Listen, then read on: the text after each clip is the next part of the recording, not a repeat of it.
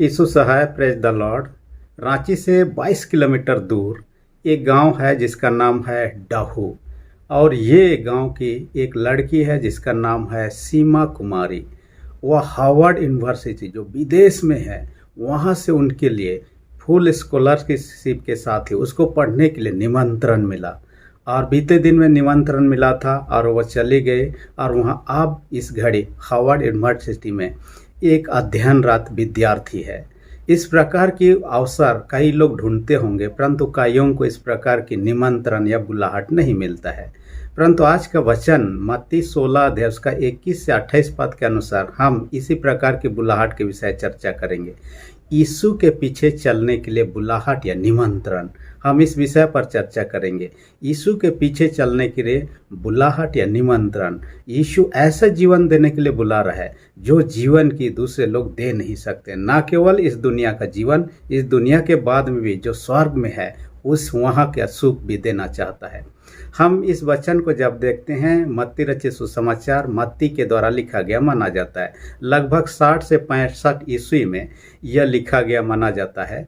और यह मत्ती जो है यीशु मसीह का चेला था। मत्ती नाम जो है ये इब्रानी नाम मत्तियहू से आया हुआ है और यूनानी नाम या ग्रीक नाम मत्ताथियुस है। और इसका लैटिनाइज किया गया है जिसका इंग्लिश रूपांतरण या तो ट्रांसलेशन है मैथ्यू है और हिंदी में मत्ती हम कहते हैं। और इस नाम का अर्थ होता है, मत्ती नाम का अर्थ होता है यहोवा का उपहार। यानी कि यहोवा का उपहार स्वरूप उन्होंने जो जीवन पाया वह ईश्वर के निमित्त, यहोवा के निमित्त ही उन्होंने दे दिया।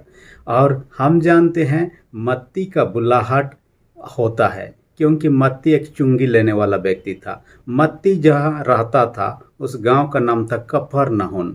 वो हलफई का पुत्र था। और एक दिन यीशु गुजर रहा था और वह मत्ती की चुंगी के चौकी पर बैठा हुआ था। और यीशु ने उससे कहा मेरे पीछे हो ले। मत्ती 9:9 में हम पाते हैं मेरे पीछे हो ले। और उसी दिन यीशु के पीछे हो लेता है। सवाल ये उठता है, यीशु उसको नहीं बुलाया, सिर्फ मत्ती को नहीं बुलाया, बाकी चेलों को भी बुलाया। ना केवल बाकी चेलों को, संसार के सारे लोगों को बुलाता है। मत्ती 11:28 में कहता है, हे सब परिश्रम करने वाले, बोझ से दबे हुए लोग, मेरे पास आओ, मैं तुम्हें विश्राम दूंगा। ये बुलाहट यीशु की ओर से संसार के सारे लोगों के लिए। आज का रविवार का नाम रखा गया इन्बो कवित। इन्बो कवित का अर्थ होता है उसने मुझे पुकारा। यानी कि हम कहते हैं आज के एतवार में यीशु हमें पुकार रहा है, यीशु हमें बुला रहा है, यीशु हमें निमंत्रण दे रहा है। इसलिए मैंने शीर्षक रखा आज का वचन के लिए, यीशु के पीछे चलने के लिए बुलाहट या निमंत्रण। यीशु के पीछे चलने के लिए बुलाहट या निमंत्रण। इसके अंतर्गत में सबसे पहले हम चर्चा करेंगे, पहला पॉइंट में हम चर्चा करेंगे शैतान के द्वारा यीशु के मृत्यु का विरोध। शैतान के द्वारा यीशु के मृत्यु का विरोध हम पाएंगे 21 से 23 पद तक में। यह हम देखने पाते हैं यीशु अपने चेलों के साथ में यरूशलेम को जा रहे हैं। जाने के क्रम में रास्ते में ही हैं और चेलों को बताने लगा यरूशलेम हम लोग पहुंचेंगे, वहां जाने के बाद में लोग मुझे पकड़ लेंगे, पकड़ने के बाद में मुझे मार डालेंगे, मार डालने के बाद में मैं कब्र में जाऊंगा और तीसरे दिन जी उठूंगा। जैसे उन्होंने इन चीज़ों को बता दिया, मैंने पहले ही यीशु को पता था कि क्या होने वाला है और वह खुद जान रहा था उसको प्राण देना ही है। लेकिन पतरस उसे किनारे ले जाता है और झिड़कने लगता है ऐसा नहीं होना चाहिए। और यहाँ पर हम देखने पाते हैं यीशु के जो योजना था, यीशु का जो प्लान था, यीशु के लिए जो भविष्यवाणी था, उसके विरोध करने में पतरस आ जाता है। इसलिए यीशु उस पतरस को कहता है, हे शैतान मुझसे दूर हो जा। असल में यहाँ पतरस का विरोध करने के पीछे देखिए, यीशु का चेला होने के लिए यीशु ने बुलाया और निमंत्रण स्वीकार कर लिया, यीशु के पीछे भी चलने लगा। परंतु यहाँ पर हम देखने पाते यीशु का काम में बाधा डाल रहा है। यीशु का बुलाहट स्वीकार करने के बावजूद भी व्यक्ति उसके विरोध में नहीं काम करे, ऐसा कोई गारंटी नहीं रहता है। हम पतरस के जीवन से इन बातों को जान सकते हैं। पतरस यीशु का विरोध में यहाँ बातें कर रहा है इसलिए कि पतरस मानवीय दृष्टिकोण से देख रहा है, सांसारिक दृष्टिकोण से देख रहा है। और सांसारिक रूप से कोई व्यक्ति मरना नहीं चाहता, अधिक दिन जीना चाहता है। आज तो लोग अधिक दिन कैसे जिए इसके लिए नाना प्रकार का उपाय निकल रहा है। वैज्ञानिक लोग इसके लिए रिसर्च करने में लगे हुए हैं। इसलिए पतरस का मानवीय दृष्टिकोण से सोचना उनके दृष्टिकोण से ठीक था। परंतु हम यहाँ यदि आत्मिक दृष्टिकोण से देखें, ईश्वरीय दृष्टिकोण से देखें, तब यह पतरस जो कह रहा है वो सही नहीं है। यीशु का कथन को वो समझ नहीं पाता है। इसलिए बाइबल कहता है, 1 कोरिन्थ 2 अध्याय उसका 14 पद में कहता है, संसारिक मनुष्य परमेश्वर की बातों को ग्रहण नहीं कर सकता है, क्योंकि उसकी दृष्टि में ये मूर्खता की बातें हैं। और यहाँ सांसारिक दृष्टिकोण से पतरस देखने का प्रयत्न किया यीशु का मृत्यु को। दूसरी विशेष बात हम यहाँ देखने पाते हैं, पतरस वहाँ स्वयं ही यीशु का विरोध या तो यीशु का काम में बाधा नहीं डाल रहा है। शैतान जो है पतरस के अंदर में समाकर यीशु का काम को बाधा डालने का कोशिश कर रहा है। शैतान हमेशा से यीशु का विरोधी रहा। हम यीशु का जन्म के समय के घटनाओं को देखने पाते। यीशु जैसे जन्मा, हेरोद राजा को पता चला, हेरोद राजा यीशु को मार डालने का प्रयत्न किया। ये यीशु को तो मारने में सफल नहीं रहा, परंतु जितने भी लोग थे बैतलहम आसपास के लोग, छोटे बच्चे 2 साल के नीचे, सबों को मार डाला, फिर भी यीशु को मार नहीं पाया।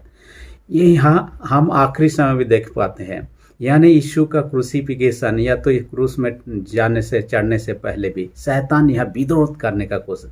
शैतान खुद व खुद नहीं आता है, कई बार लोगों के माध्यम से, दूसरे जरिए से लोगों को काम में विरोध करने लगता है, परमेश्वर के काम में बाधा डालने का कोशिश करता। जैसे आदम हवा को पाप में गिराने के लिए शैतान खुद नहीं जाता है, सांप के माध्यम से जाता है, उनको पाप में गिराता है। ऐसे ही यहाँ पर पतरस के माध्यम से शैतान काम करता है ताकि यीशु को उसके कामों को रोक दिया जाए, और लेकिन इस काम में सफल नहीं हो पाता है। यीशु उनको झिड़कता है, उनको शैतान कहता है। वो समझ जाता है शैतान पतरस के अंदर में समाकर ये चीज कर रहा है, इसलिए उन्होंने दूर हो जा, शैतान कहता है। पतरस को उन्होंने दूर नहीं कर दिया, अपने से अलग नहीं कर दिया, उसके सेवा के लिए बाद में भी इस्तेमाल किया, परंतु यहाँ पतरस के अंदर में जो शैतान था उसको उन्होंने ऐसा कहा। हम इतिहास में या तो कुछ घटनाओं को देखने पाते हैं जो कि शैतान ने विरोध करते हुए। मैं एक घटना के विषय में पढ़ रहा था, यीशु का एक मूवी था, यीशु का क्रूस मृत्यु से जुड़ा हुआ एक मूवी है, फिल्म है जो बन है द पैशन ऑफ क्राइस्ट, जिसका एक्टर जो है हॉलीवुड के एक्टर जिम था। और इन्होंने इस मूवी को जैसे ही बना रहा था, अंतिम यीशु का मृत्यु का घटना को फिल्माने वाला था, तब शैतान उनके सामने प्रकट हुआ। उन्होंने कहा कि आपको करने नहीं दूंगा। उन्होंने कहा किसी भी हाल से मुझे करना है। जैसे ही शूटिंग कर रहा था, शूटिंग के दरमियान अचानक से आकाश से बिजली गिरा और उसी एक्टर के ऊपर में गिरने के कारण से उनका हाथ जो है डिसलॉकेट हो गया और उसका शरीर जो है पीला पड़ गया। डॉक्टर ने जांच के उसके बाद कहा इसके द्वारा से और एक्टिंग नहीं हो सकता है, ये यदि एक्टिंग करने के लिए जबरन कोशिश करेगा तो मार ही जाएगा। उन्होंने कहा कि मैं मर जाऊं तो चलेगा, लेकिन तब मैं प्रभु का काम को छोड़ नहीं सकता, अधूरा नहीं छोड़ सकता। और वैसे उन्होंने शूटिंग का काम को जारी रखा और अंत में सफल रहा। देखिए, इनके काम में बाधा डालने के लिए शैतान कोशिश किया, परंतु अंत में वो सफल हो गया। लेकिन एक बात है, उस काम के बाद में दूसरे हॉलीवुड का जो फिल्म का काम है उसको काम मिलना बंद हो गया। शैतान ने उसके जीवन इस प्रकार के परिस्थितियों का सामना किया। और एक व्यक्ति के जीवन के विषय में पढ़ रहा था, एक वर्ल्ड क्लास का नंबर 1 श्रेणी का फुटबॉल खिलाड़ी है जिसका नाम है नेमार, जो ब्राजील देश का खिलाड़ी है। और वर्ल्ड लेवल पर देखिए 2 साल तक सबसे बेस्ट प्लेयर, फुटबॉल प्लेयर का खिताब भी जीत चुका है। सबसे दामी घमी खिलाड़ियों में से एक है। वो हमेशा अपने खेल के समय में देखा जाता था, यहाँ पर ऊपर में हेडबैंड लगाता था, पट्टी लगाता था जिसमें 100% जीसस लिखा हुआ होता था। और ये इस कारण से कि जब भी बचपन में जो चर्च जाता था उसी समय पुरोहित ने, पादरी ने उनके लिए भविष्यवाणी कर दिया था एक दिन बड़ा खिलाड़ी बनेगा।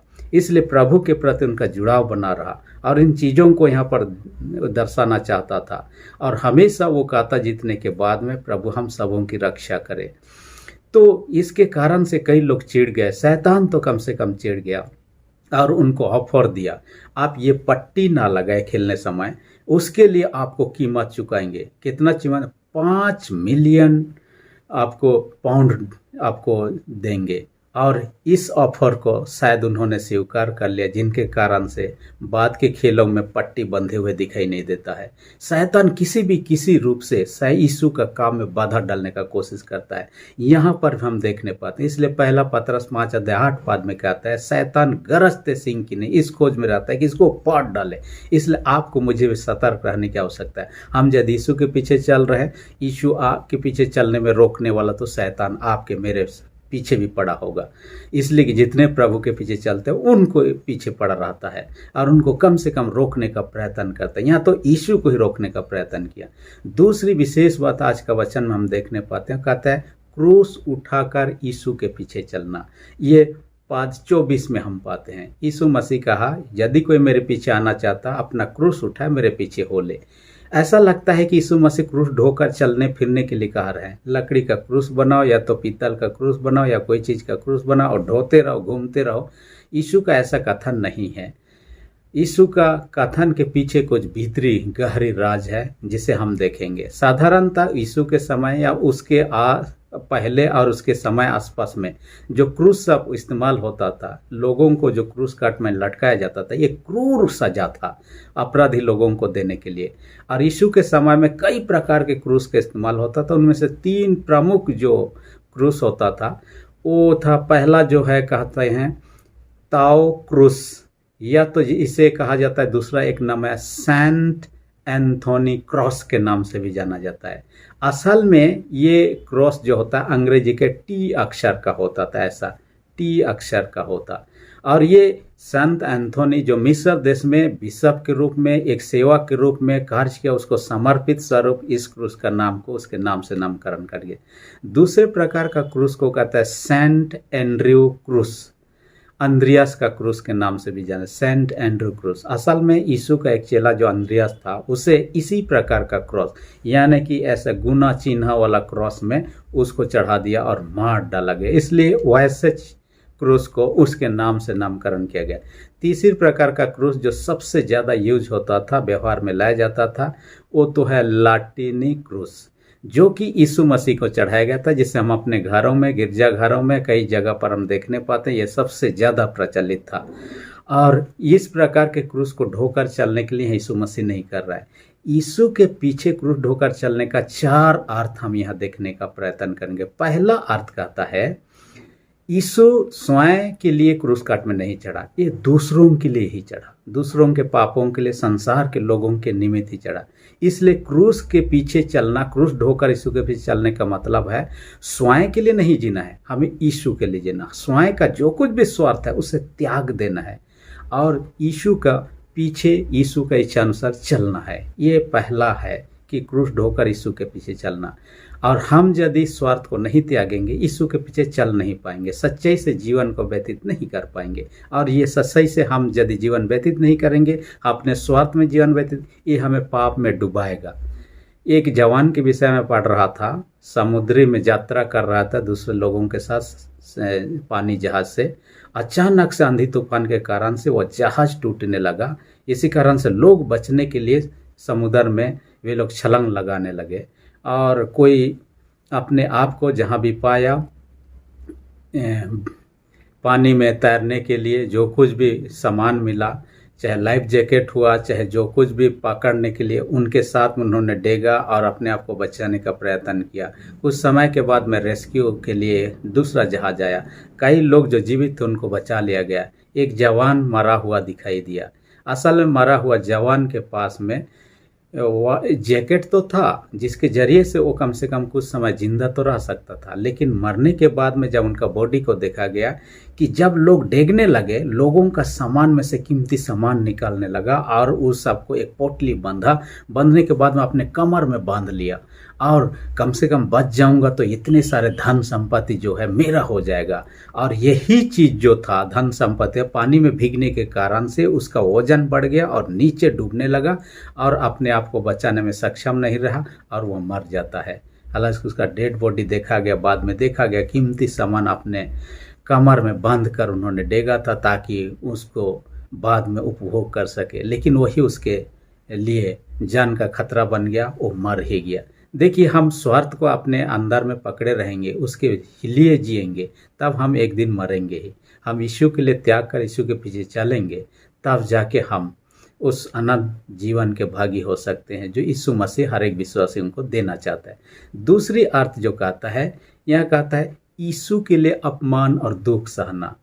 यीशु के पीछे चलने के पीछे हम देखेंगे सरल नहीं है, कई अपमान दुखों को सहना पड़ सकता है, और ऐसे लोगों के स्वर्ग में बड़ा प्रतिफल है। मैं नहीं कहता, बाइबल का मत्ती 5:10 से 12 पद में देखिए, धन्य जो धर्म के कारण सताए जाते हैं, कहता है जो अपमानित होते हैं उनके लिए, कहता है स्वर्ग का राज उनके लिए रखा हुआ है। इसलिए हम यदि ऐसे परिस्थितियों यीशु के कारण से अपमान सह रहे हैं, दुख सह रहे हैं, हमें निराश नहीं होना है, हमारे लिए स्वर्ग में बड़ा प्रतिफल है। तीसरी बात कहता है क्रूस ढोकर चलने, कहता है प्रभु का सेवा का काम अपने कंधों पर लेना। प्रभु जो जिम्मेवारी देता है, जो सेवा का काम हमें सौंप रहा है, उनको अपने कंधे पर लेना, ये क्रूस ढोकर चलने के बराबर है, जिसे हम बाइबल में पाते हैं। ये मत्ती 11 उसका 28-29 पद में पाते हैं, मेरे जो अपने ऊपर ले लो।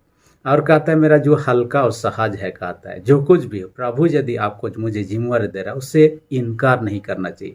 देखिए, जोना को हम बाइबल में पाते हैं, जाइए और निनवे नगर में प्रचार कीजिए। तब जोना दूसरे तरफ भागने लगा, लेकिन परमेश्वर ने उसे पकड़ लिया और समुद्र में फेंका गया, फिर भी मछली ने निगल लिया और उसे जिंदा रखा। और जब उन्होंने पछतावा किया, तब पानी से बाहर उसे उगाल दिया। और इस तरह से जोना बचने के बाद में ईश्वर का जो काम था, वचन प्रचार करने के लिए जाना था निनवे नगर, वहाँ जाता है, प्रचार करता है, वहाँ के लोग पछतावा करते हैं और बच जाते हैं। प्रभु आपके मेरे जीवन का जो कुछ भी काम करना चाहता है, उन कामों को हम इनकार ना करें। प्रभु का दिए हुए जिम्मेवारी को हम इनकार करेंगे तो उससे बच नहीं सकते हैं। चौथी विशेष बात जो क्रूस ढोकर चलने का आता है, दूसरों का बोझ उठाने में मदद करना। यानी यीशु का बोझ ढोने में, जैसे शमौन ने, जो कोरेनी था, जो कि यरूशलेम में फसा पर्व मनाने आया हुआ था, उसको यीशु का क्रूस ढोकर चलने के लिए कहा गया, उसने ढोकर यीशु के पीछे पीछे चला। वैसे ही हमें दूसरों का, यीशु तो यहाँ नहीं है कि यीशु का बोझ को हम उठा कर ढोएं, दूसरे लोग कई प्रकार का बोझ में दबे हुए हैं, कई प्रकार के समस्या, परेशानी, कर्जा, बीमारी, अशांति, बेचैनी, कई प्रकार के चीज़ों से दबे हुए हैं। उनके बोझ को हल्का करने में यदि मदद कर रहे हैं, उनको बोझ ढोने में यदि मदद कर रहे हैं, हम इनडायरेक्टली यीशु के साथ कर रहे हैं। बाइबल कहता है मत्ती 25 अध्याय उसका आप देखिएगा 45 पद में कहता है, मैं तुमसे सच सच कहता हूँ, इन छोटे से छोटों में से किसी एक के साथ तुमने जो किया, मेरे ही साथ किया। 40 पद में यही बात कहता है, मत्ती 25 का 40, और 45 में भी, किसी भाई या बहन के साथ तुमने जो किया, मेरे ही साथ किया। हम किसी का बोझ हल्का करने में, ढोने में मदद कर रहे हैं, इनडायरेक्टली यीशु के साथ कर रहे हैं, इसलिए यीशु मसीह यहाँ कर रहे हैं। आज लोग लेकिन दूसरों को मदद करने के बजाय अधिकतर लोग दूसरों को कैसे शोषित करें, दूसरों को दबा कर कैसे ऊपर उठें। मैं कल ही पढ़ रहा था एक व्यक्ति के बारे में, कंबोडिया के शासक, वहाँ का भूतपूर्व प्रधानमंत्री, अभी तो मर चुका है, जिसका नाम था पॉल पॉट। उसके बारे में देखा, अपने जीवन काल में कहा जाता है 30 लाख लोगों को मार डाला, और इतने क्रूरता से मार डाला कि लोग जिंदा रहते उनके आंखों को निकाल लेता था, लोग जिंदा रहते उनका हाथ पैरों को लकड़ी तोड़ने जैसे तोड़ देता था। छोटे बच्चों को जैसे धोबी लोग क्या करते हैं, कपड़ा को ये लोग ऐसा धोते हैं, वैसा ही छोटे बच्चों को पटक पटक के मारता, और इस तरह से 30 लाख लोगों को करीब मार डाला। ऐसे लोग हमें नहीं, प्रभु ऐसे लोगों से कभी भी खुश नहीं होगा। परंतु प्रभु चाहता है कि हम दूसरों की मदद करें, दूसरों की भलाई के लिए सोचें, ताकि प्रभु हमें उस राज में जगह देगा जहां तैयार किया है।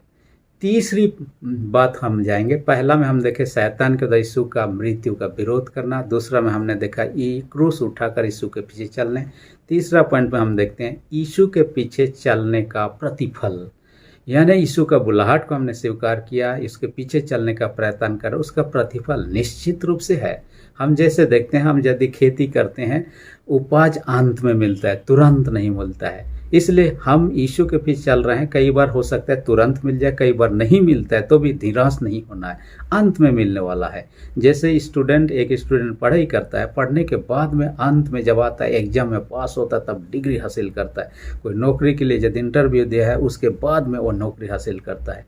यानी हम जैसे काम करते उसका प्रतिफल मिलना है। अच्छा काम कर रहे हैं, अच्छा का फल, यदि बुरा काम कर रहे हैं, बुरा का फल पाएंगे। यदि हम आम का पेड़ लगाएंगे और हम अमरूद का फल की उम्मीद करेंगे, ऐसा होगा नहीं। यदि हम धान का खेती करेंगे और गेहूं कटने की उम्मीद करेंगे, ऐसा होगा नहीं। बाइबल कहता है गलाती 6:7 में, मनुष्य जो कुछ बोता है वही कटेगा। हम जो करते हैं उसी का प्रतिफल पाएंगे। यीशु मसीह प्रतिफल देने के लिए आने वाला है। प्रकाशित वाक्य 22:12 में कहता है, देख मैं शीघ्र आने वाला हूं, हर एक के काम का अनुसार बदला देने का प्रतिफल मेरे पास है। यानी कि यीशु मसीह सबको प्रतिफल देगा। इसलिए हमें अच्छे बेहतर ढंग से यीशु के पीछे चलने का प्रयत्न करना। यहाँ पर वचन कहता है, यदि मनुष्य सारे जगत को प्राप्त करे और अपने प्राण की हानि उठाए तो क्या लाभ है। यानी कि दुनिया का जितने भी धन संपत्ति हो, जितने भी बड़े उच्च पद हो, बैंक बैलेंस, गाड़ी मोटर बंगला, सब कुछ प्राप्त हो, लेकिन अपने प्राण का हानि उठा ले, हम स्वर्ग राज्य से वंचित हो जाए, कोई लाभ नहीं है, यहाँ कहना चाह रहा है। इसलिए हम प्रभु के साथ जुड़े रहें। मैंने डॉक्टर डीजेएस दिनाकरण का गवाही सुन रहा था। उन्होंने कहा एक दिन आत्मा के द्वारा परमेश्वर ने उसको उठा लिया स्वर्ग पर, और स्वर्ग के दरवाजा पर देखने लगा कैसे कैसे लोग स्वर्ग में प्रवेश कर रहे हैं। वहाँ पर देखने लगा कि एक देश का प्रेसिडेंट आ रहा है। दूर से देखा स्वर्ग का दरवाजा तो बहुत खुश हो गया। जैसे पास पहुँचा तो कुछ शैतानिक दुष्ट आत्मा लोग आए। उन्होंने कहा आपको स्वर्ग में जाना नहीं, आइए इधर। उनको लेकर नर्क में ले गए, और नर्क में लेने के बाद में उसका अपमान करने लगा, बेइज्जती करना, और उनको नरक में ढकेल दिए जहाँ तड़पते रहा। उसके बाद में उन्होंने देखने लगा एक देश के बहुत खूबसूरत सुंदरी एक एक्ट्रेस थी, जो कि मूवी सब में, फिल्म सब में एक्टिंग का काम कर चुकी थी। उसका नाम की चर्चा, सुंदरता की चर्चा थी।